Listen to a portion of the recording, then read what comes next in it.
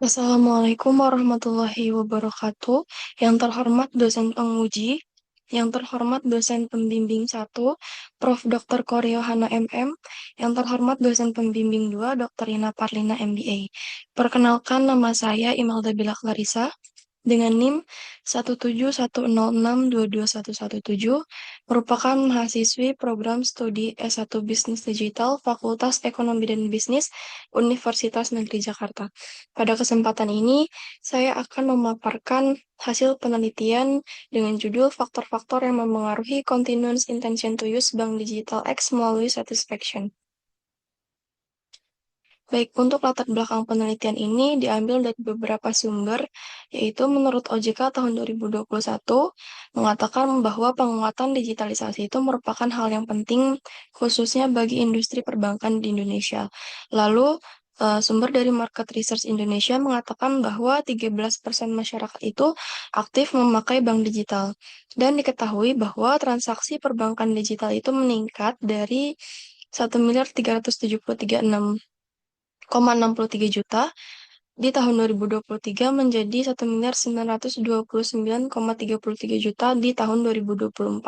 Adapun penurunan posisi bank digital X yang mana menjadi objek di penelitian ini, yaitu menurut sumber Populix tahun 2022 mengatakan bahwa penetrasi bank X ini 46% dan menempati di posisi pertama sebagai perbankan digital di Indonesia. Sementara di tahun 2024, Bank S ini mengalami penurunan menjadi posisi kedua di tahun 2024 menurut Populix.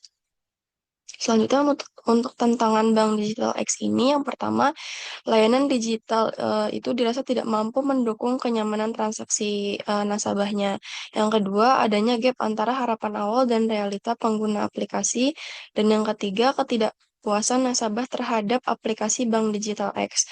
Lalu untuk research gap penelitiannya itu di sini empirical gap terdapat inkonsistensi hasil yang menunjukkan positif dan negatif pada hubungan perceived usefulness dan confirmation itu berpengaruh terhadap satisfaction dan berpengaruh terhadap continuous intention to use. Untuk rumusan penelitian yang pertama, apakah perceived usefulness itu berpengaruh terhadap continuous intention to use pengguna bank digital X? Yang kedua, apakah confirmation berpengaruh terhadap continuous intention to use pengguna bank digital X? Yang ketiga, apakah perceived usefulness berpengaruh terhadap satisfaction pengguna bank digital X? Yang keempat, apakah confirmation berpengaruh terhadap satisfaction pengguna bank digital X? Yang kelima, apakah satisfaction berpengaruh terhadap continuous intention to use pengguna bank digital X? Yang keenam, apakah confirmation itu berpengaruh terhadap perceivableness pengguna bank digital X? Yang ketujuh, apakah satisfaction memediasi pengaruh perceivableness terhadap continuous intention to use bank digital X? Dan yang terakhir adalah apakah satisfaction itu memediasi pengaruh confirmation terhadap continuous intention to use pengguna bank digital X? Lalu untuk tujuan penelitiannya yaitu menjawab dari rumusan penelitian di atas. Untuk manfaatnya, itu terdapat dua manfaat. Yang pertama, manfaat teoritis, yaitu melihat pengaruh confirmation, perceived usefulness, satisfaction, dan continuous intention to use pada pengguna bank digital X. Selain itu, penelitian ini juga diharapkan memberikan pemahaman yang lebih baik mengenai perilaku pengguna layanan perbankan digital di Indonesia. Untuk manfaat praktisnya bagi akademisi yaitu memberikan pemahaman tentang faktor-faktor yang memengaruhi perilaku dan niat berkelanjutan pengguna bank digital, serta dapat membantu akademisi dalam menganalisis data dan menerapkan teori terkait perilaku pengguna teknologi digital. Selain itu, untuk universitas, penelitian ini diharapkan dapat memperluas literatur akademik dan dapat menjadi referensi dalam pembelajaran terkait perilaku pengguna teknologi perbankan digital.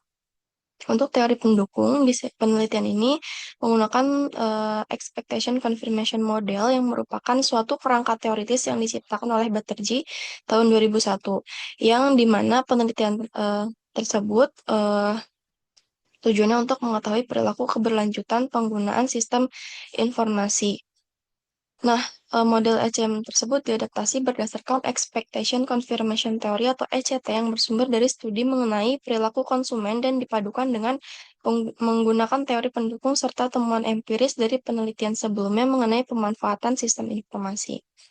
Lalu untuk selanjutnya, di sini teori pendukung atau variabel yang dipakai pada penelitian ini yaitu untuk variabel Y-nya, yaitu continuous intention to use, yang merupakan keputusan pengguna dalam menjaga keberlanjutan pemakaian sistem informasi menurut Butterjee. Menurut Olivier dan Marcita tahun 2022, continuous intention itu adalah langkah selanjutnya dari penerimaan penggunaan akan membentuk persepsi setelah pengalaman penggunaan awal. Lalu menurut Handayanto dan Amberwati tahun 2022, continuous intention to use itu kesediaan individu untuk terus menggunakan suatu teknologi. Lalu untuk variabel X1-nya yaitu perceived usefulness yang merupakan tingkat kepercayaan individu terhadap suatu sistem yang dianggap mampu menambah efektivitas kerjanya. Bersumber dari Umam dan Puspawati tahun 2024, Davis tahun 1989, dan Arinisi tahun 2022. Selanjutnya untuk X2-nya yaitu confirmation, yang mana confirmation ini merujuk pada persepsi pengguna terkait seberapa sesuai sih harapan awal ketika memanfaatkan suatu sistem dengan kinerja nyata sistem setelah dilakukan pemakaian. Bersumber dari Batterjee tahun 2001, Putra tahun 2023, serta Luo et al. Tahun 2024. Untuk satisfaction, yaitu variabel Z-nya, di sini merupakan bentuk perasaan pengguna yang muncul sebagai reaksi yang positif atau kepuasan, netral, atau bahkan negatif atau tidak puas terhadap pemanfaatan suatu sistem tersebut. Yang bersumber dari Batterjee tahun 2001, Umam dan Puspawati tahun 2024, serta Olivier dan Marcita tahun 2022. Selanjutnya, pengembangan hipotesis yang pertama yaitu perceived usefulness terhadap satisfaction. Hasil penelitian Lar et al. Tahun 2023, Kolzuk dan Musial tahun 2024, serta Roslan et al. Tahun 2023 menyatakan bahwa perceived usefulness berpengaruh langsung signifikan terhadap satisfaction. Untuk selanjutnya, confirmation terhadap satisfaction. Hasil penelitian Nguyen dan Dao tahun 2024, Herzelah et al. Tahun 2025, Gadia dan Pancal tahun 2021 menyatakan bahwa confirmation berhubungan positif signifikan dengan satisfaction. Lalu satisfaction terhadap continuous intention to use, yang mana hasil penelitian Anggo et al.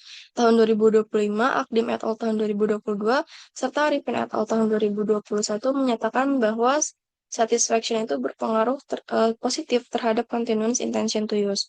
Untuk selanjutnya, perceived usefulness terhadap continuous intention to use, yang mana hasil penelitian Fauzid dan Handayani tahun 2023, Ahmad et al. Tahun 2025, Umam dan Puspawati tahun 2024, menyatakan bahwa perceived usefulness berpengaruh terhadap continuous intention to use.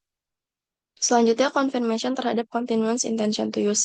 Hasil penelitian Huang dan Liu tahun 2024, Ahmad et al. Tahun 2022, serta Luo et al. Tahun 2024 menyatakan bahwa confirmation itu berpengaruh positif signifikan terhadap continuous intention to use. Lalu perceived usefulness terhadap continuous intention to use melalui satisfaction, yang mana hasil penelitian dari Olivier dan Masita tahun 2022, Umam dan Puspawati tahun 2024, Luo et al. Tahun 2024 menyatakan bahwa perceived usefulness itu berpengaruh terhadap continuous intention to use yang dimediasi oleh satisfaction. Selanjutnya, confirmation terhadap continuous intention to use melalui satisfaction. Hasil penelitian Luo et al. Tahun 2024, Chanda et al. Tahun 2024, serta Prasetyo dan Syabani tahun 2024 menyatakan bahwa confirmation itu berpengaruh positif terhadap continuous intention to use melalui satisfaction. Dan yang terakhir, confirmation terhadap perceived usefulness, yang mana hasil penelitian Guo tahun 2024, Uzun et al. Tahun 2024, serta Alam et al. Tahun 2022 menyatakan bahwa confirmation itu berpengaruh positif terhadap perceived usefulness. Selanjutnya untuk kerangka teorinya digambarkan seperti ini.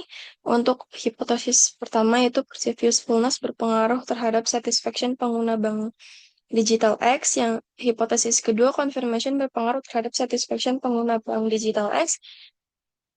Hipotesis ketiga menyatakan bahwa satisfaction berpengaruh terhadap continuous intention to use bank digital X. Yang keempat, perceived usefulness berpengaruh terhadap continuous intention to use bank digital X. Hipotesis kelima, confirmation berpengaruh terhadap continuous intention to use bank digital X. Hipotesis 6, perceived usefulness berpengaruh terhadap continuous intention to use melalui satisfaction bank digital X. Hipotesis ketujuh, confirmation berpengaruh terhadap continuous intention to use melalui satisfaction Bank Digital X. Dan hipotesis kedelapan yaitu confirmation berpengaruh terhadap perceived usefulness Bank Digital X. Untuk metode penelitian, waktu penelitian ini berlangsung pada periode September tahun 2025 sampai Januari tahun 2026. Untuk tempat penelitian dilakukan di wilayah DKI Jakarta yang ditentukan sebagai lokasi penelitiannya. Dan desain penelitian ini menggunakan metode kuantitatif dengan desain penelitian yang digunakan adalah survei, yaitu pengumpulan data melalui penyebaran kuesioner pada responden. Untuk populasi pada penelitian ini yaitu individu yang menggunakan layanan Bank Digital X, serta pengguna pada penelitian ini menggunakan teknik non-probability sampling dengan jenis teknik purposive sampling, yang mana kriterianya itu berusia 18 hingga 45 tahun, pengguna aktif Bank Digital X, serta berniat untuk menggunakan Bank Digital X. Jumlah sampel penelitian ini mengacu pada Hare et al. Tahun 2022, yang mana analisis multivariat idealnya itu menggunakan sampel minimal 5-20 kali indikator. Nah, jumlah sampel yang digunakan pada penelitian itu yaitu sebanyak 150 responden. Untuk teknik pengumpulan data, untuk data primer yaitu didapatkan pada penelitian melalui penyebaran kuesioner menggunakan Google Form yang disebarkan kepada 150 responden menggunakan skala Likert 5 poin. Untuk data sekunder didapatkan dari beberapa sumber seperti laporan data perbankan, yaitu meliputi Populix dan Bank Indonesia serta OJK. Selain itu, terdapat sumber yang dipilih melalui e-book dan artikel ilmiah. Lalu, teknik analisis data, penelitian ini memanfaatkan metode analisis structural equation model atau SEM dengan menggunakan pendekatan partial least square atau PLS. Untuk yang pertama, uji outer model. Yang pertama ini ada convergent validity, parameternya itu outer loading, dan untuk hasilnya kurang dari 0,7 indikator dapat dikatakan valid. Untuk discriminant validity, menggunakan Fornal-Likert criterion. Untuk reliability, menggunakan composite reliability, Cronenberg alpha, serta AVE, yang mana nilainya untuk composite reliability itu lebih besar dari 0,07, nilai reliabilitas dapat dikatakan baik. Cronenberg alpha, nilainya 0, di atas 0,7, nilai reliabilitas dapat dikatakan baik, serta AVE lebih dari 0,5, eh konsistensinya itu indikator dengan konstruknya. Untuk uji inner model, predictive relevance, chi-square, lebih dari 0, nilai prediksi dikatakan baik. Untuk coefficient of determination, 0,75 dapat dikatakan kuat, 0,5 dapat dikatakan moderat, serta 0,25 dapat dikatakan lemah. Untuk signifikan, tes statistik lebih dari 1,96 atau nilai p-value kurang dari 0,05. Nah, berikut pengembangan instrumen. Yang pertama ada continuous intention to use, dan ini yaitu perceived usefulness. Selanjutnya ini untuk instrumen confirmation, dan berikut merupakan instrumen dari satisfaction. Selanjutnya, untuk karakteristik responden, berdasarkan jenis kelamin didapatkan pada penelitian ini, yaitu yang mendominasi yaitu dengan jenis kelamin perempuan dengan frekuensi 102 dan persentase 68%, dan untuk laki-laki dengan frekuensi 48 dengan persentase 32%. Untuk berdasarkan usia, jenis kelamin eh, untuk berdasarkan usia dari 18 hingga 28 tahun dengan frekuensi 131 responden serta persentase 87,3%. Dan untuk usia 29 hingga 45 tahun didapatkan yaitu 19 responden dengan persentase 12,7%. Untuk berdasarkan domisili, untuk di domisili Jakarta Barat dengan frekuensi 35 responden, Jakarta Pusat 27 responden, Jakarta Timur 30 responden, Jakarta Utara 20 responden, Jakarta Selatan 38 responden, sedangkan untuk Kepulauan Seribu tidak ada atau tidak diisi oleh penduduk di Kepulauan Seribu. Maka dapat disimpulkan untuk karakteristik berdasarkan domisili didominasi oleh eh, Jakarta Barat. Lalu berdasarkan pendidikan terakhir, yaitu SMP sederajat, SMA sederajat. Untuk SMP sederajat dengan total 5 responden, SMA sederajat dengan total 64 responden. Untuk diploma dengan total 14 responden, sarjana 61 responden, serta pasca sarjana 6 responden. Dan untuk pekerjaan, yang mana untuk kategori belum bekerja, didapatkan 61 responden, kategori bekerja didapatkan 68 responden, serta wirausaha atau pengusaha didapatkan 21 responden. Untuk analisis deskriptif variable continuous intention to use, untuk pernyataan pernyataan atau item pertama yaitu didapatkan untuk jawaban sangat tidak setuju, yaitu ada di 8 totalnya.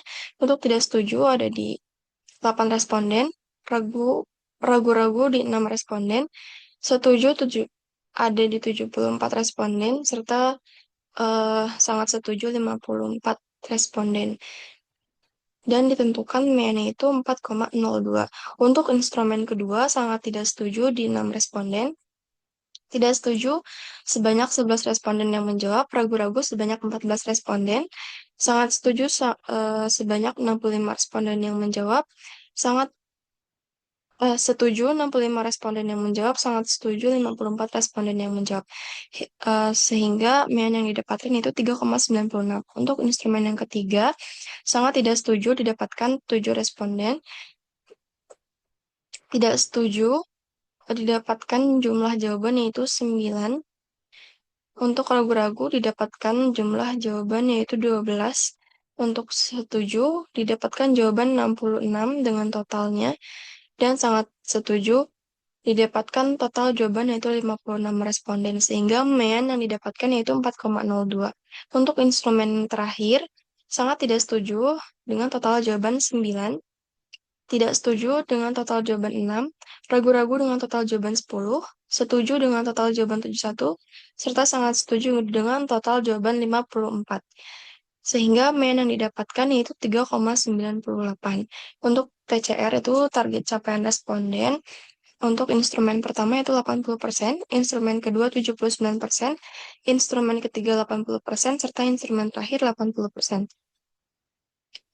Selanjutnya, analisis deskriptif variabel perceived usefulness. Untuk instrumen pertama, jawaban sangat tidak setuju diperoleh total jawaban 6.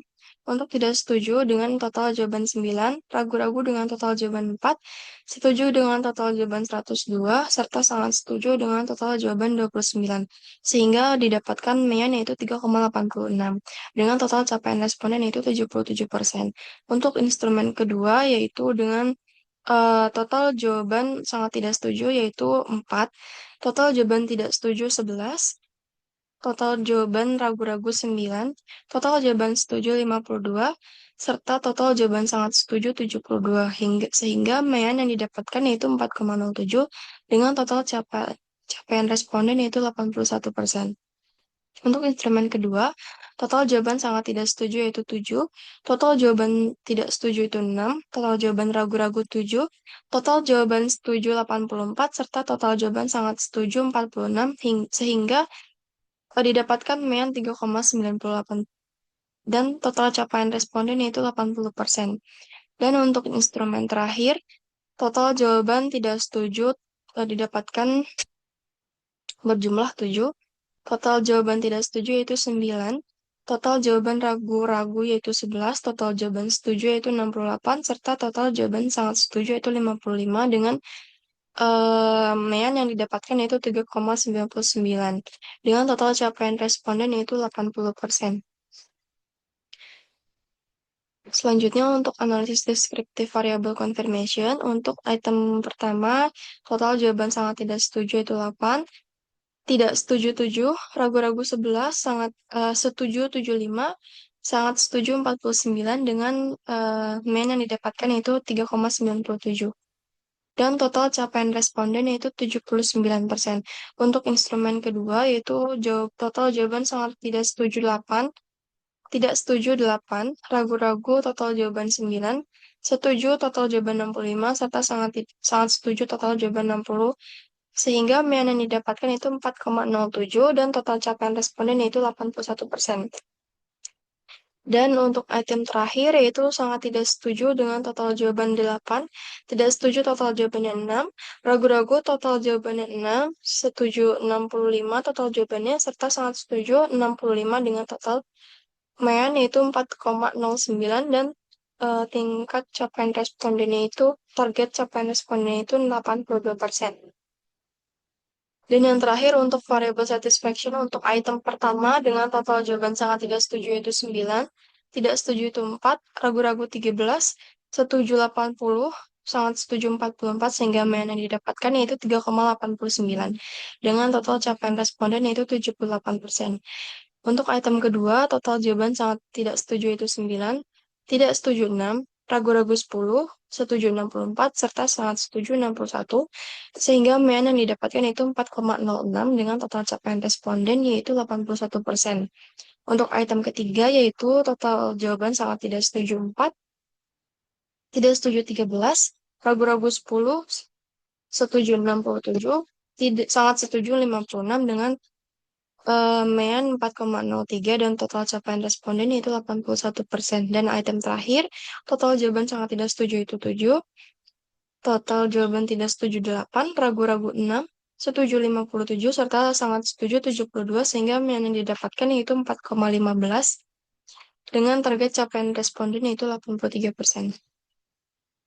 Lalu untuk outer loading, di sini berdasarkan hasil pengujian outer loading, didapatkan bahwa seluruh item pernyataan itu membentuk variabel laten dalam penelitian ini memenuhi kriteria validitas karena memiliki nilai outer loading lebih besar dari 0,07, lebih dari 0,7.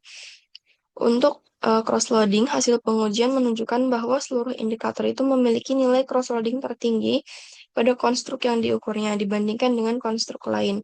Temuan ini menunjukkan bahwa setiap indikator itu mampu mempresentasikan konstruknya secara konsisten dan dapat dibedakan dari konstruk yang lain. Untuk konstruk reliability, didapatkan bahwa seluruh konstruk ini memiliki nilai Cronbach alpha dan composite reliability lebih dari 0,7, yang menunjukkan bahwa indikator itu mampu mengukur secara konsisten.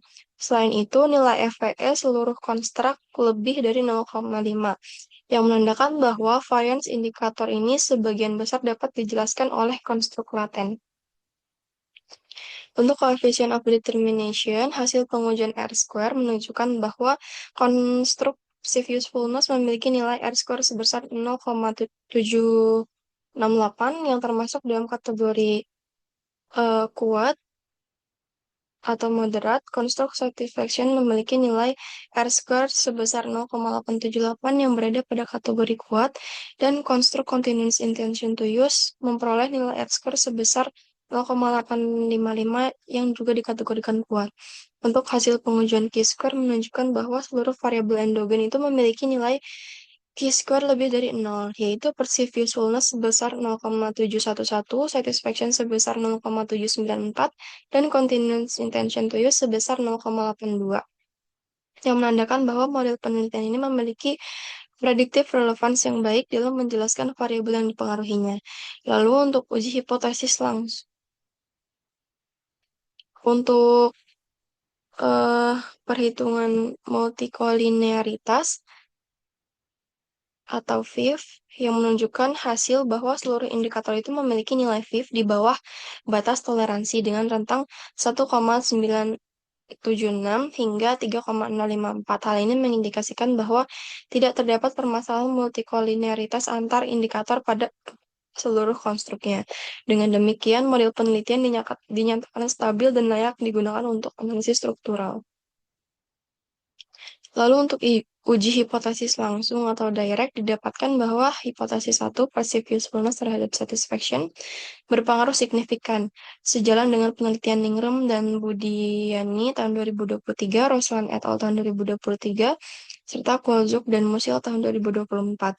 Hipotesis kedua, confirmation berpengaruh positif terhadap satisfaction, yang mana sejalan dengan penelitian Herzog et al. Tahun 2025, Gadia dan Pancal tahun 2021, Nguyen dan Dao tahun 2024. Untuk hipotesis ketiga, satisfaction dan confirmation continuous intention to use berpengaruh signifikan, sejalan dengan penelitian Akdim et al. Tahun 2022, Rivin et al. Tahun 2021, Ango et al. Tahun 2022. Untuk hipotesis keempat, perceivableness berpengaruh terhadap continuous intention to use, tidak berpengaruh terhadap continuous intention to use. Sejalan dengan penelitian Herawati dan Muksin tahun 2023, Nurdiansyah dan Abbas tahun 2025, serta Van dan Jiang tahun 2024. Untuk hipotesis kelima, berpengaruh signifikan, yang mana sejalan dengan penelitian Huang dan Liu tahun 2024, Ahmad et al. Tahun 2022, serta Luo et al. Tahun 2024. Dan untuk hipotesis kedelapan, didapatkan confirmation berpengaruh signifikan terhadap perceivableness. Sejalan dengan penelitian Guo tahun 2024, Ujun et al. Tahun 2024, Alam et al. Tahun 2022. Untuk uji hipotesis tidak langsung atau indirect, didapatkan bahwa hipotesis keenam, yaitu perceivableness berpengaruh signifikan terhadap continuous intention to use melalui satisfaction. Sejalan dengan penelitian Olivia dan Marsita tahun 2022, Umam dan Puspawati tahun 2024, serta Luo et al. Tahun 2024. Untuk hipotesis ketujuh, yaitu confirmation berpengaruh terhadap continuous intention to use melalui satisfaction, yang mana hasilnya itu berpengaruh signifikan dan sejalan dengan penelitian Luo et al. Tahun 2024, Canda et al. Tahun 2024, serta Luo, Prasetyo, dan Syabani tahun 2024.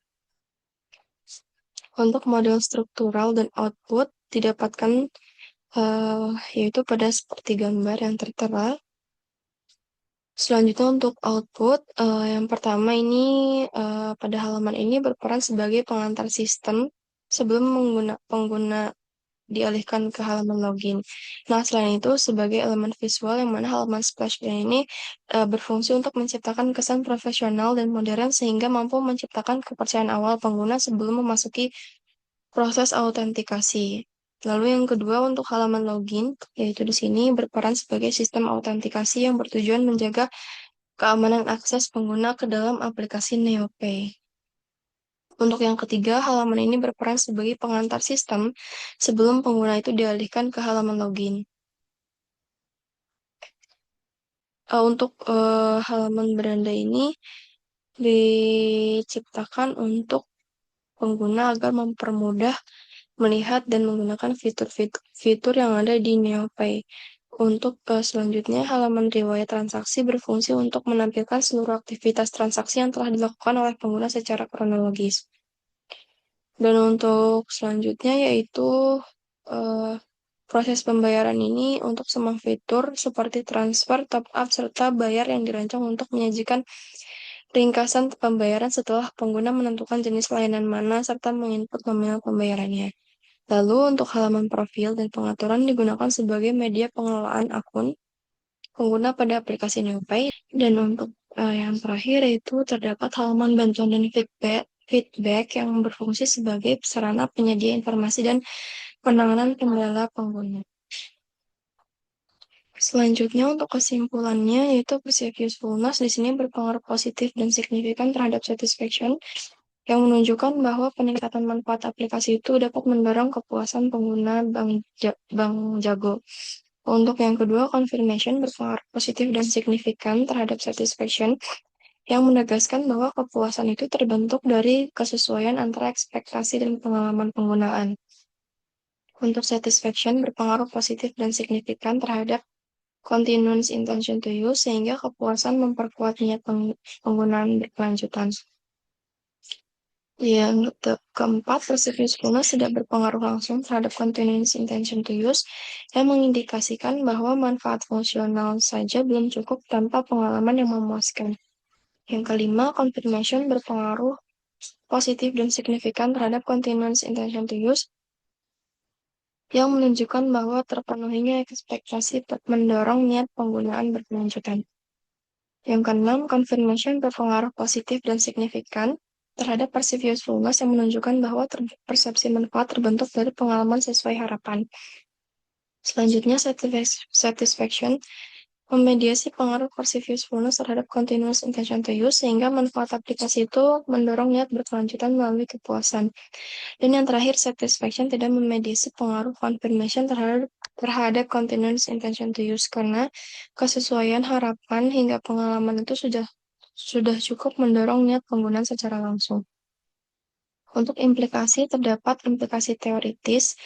Yang pertama, penelitian ini memperkuat expectation confirmation model dalam konteks perbankan digital dengan menunjukkan bahwa perceived usefulness dan confirmation itu memengaruhi satisfaction yang selanjutnya mendorong continuous intention to use. Kepuasan berperan sebagai penghubung antara manfaat teknologi dan niat penggunaan berkelanjutan, sementara untuk confirmation juga berpengaruh langsung terhadap niat penggunaan serta membentuk persepsi manfaat penggunaan. Temuan ini menegaskan pentingnya evaluasi pengguna pada tahap pasca adopsi layanan digital. Untuk implikasi praktis, hasil penelitian memberikan pemahaman bagi akademisi dan universitas bahwa kepuasan keberlanjutan bahwa pengguna merupakan faktor kunci dalam keberlanjutan penggunaan layanan perbankan digital. Penelitian ini dapat dimanfaatkan sebagai referensi empiris, bahan ajar, serta dasar pengembangan penelitian lanjutan dan pembelajaran berbasis riset di bidang sistem informasi dan teknologi keuangan. Untuk keterbatasan penelitian ini memiliki beberapa keterbatasan, antara lain hasil penelitian yang mana hanya mempresentasikan responden yang memenuhi kriteria sampel sehingga belum sepenuhnya menggambarkan perilaku seluruh pengguna aplikasi Bank Jago dengan karakteristik yang beragam. Selain itu, cakupan wilayah penelitian terbatas pada DKI Jakarta sehingga generalisasi hasil penelitian ke wilayah lain di Indonesia itu masih terbatas. Dan penelitian ini juga hanya mengadopsi variabel utama dalam expectation confirmation model dan belum memasukkan faktor lain yang berpotensi memengaruhi niat penggunaan berkelanjutan. Di samping itu, penggunaan pendekatan cross-sectional membuat penelitian ini belum mampu menangkap perubahan persepsi dan kepuasan pengguna secara dinamis dalam jangka panjang. Dan untuk rekomendasi bagi penelitian selanjutnya, berdasarkan keterbatasan dan hasil penelitian yang sudah dibahas, penelitian selanjutnya disarankan untuk melibatkan responden dengan cakupan wilayah dan variasi usia yang lebih luas agar tingkat generalisasi hasil penelitian itu meningkat. Selain itu, penelitian mendatang dapat menambah variabel lain seperti trust, perceived risk of use, kualitas sistem atau brand image guna memperoleh pemahaman yang lebih komprehensif mengenai faktor-faktor yang memengaruhi continuous intention to use pada layanan bank digital. Penelitian selanjutnya juga disarankan menggunakan pendekatan kualitatif atau mixed method untuk menggali pengalaman dan ekspektasi pengguna secara lebih mendalam.